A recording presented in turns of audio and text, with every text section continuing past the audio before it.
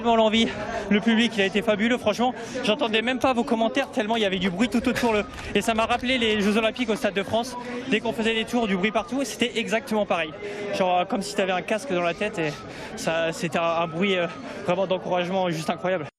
Et les Bretonnes ne sont pas en reste. La Rennaise Jeanne Toulier a terminé 3e sur le cross-court. Et dans l'épreuve Rennes, le cross-long, Marie-Loéac Bouchard a aussi pris la 3e place. On le voit donc, les Bretons ont brillé à Carré pour ces championnats de France.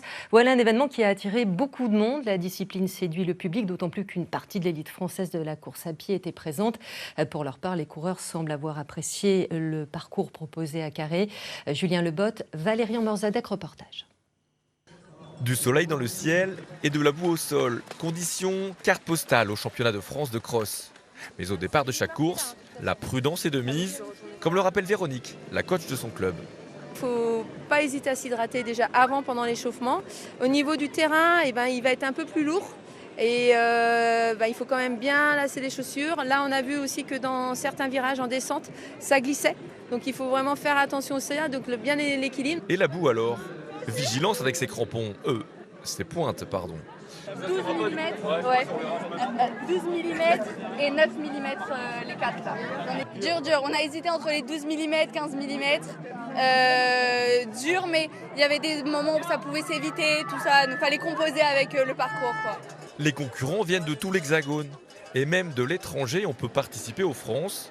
Comme ces deux amies belges, elles ont apprécié Carré, malgré la difficulté du parcours. Ça a été, mais c'était quand même vraiment dur. Parcours super exigeant, ouais. J'ai rarement eu un parcours aussi dur et aussi long du coup. Oui. Mais c'était un super circuit, mais un spectateur. Spectateur, c'est pas si simple. Dur parfois de repérer son protégé. Sandrine hisse sa pancarte dans le vide.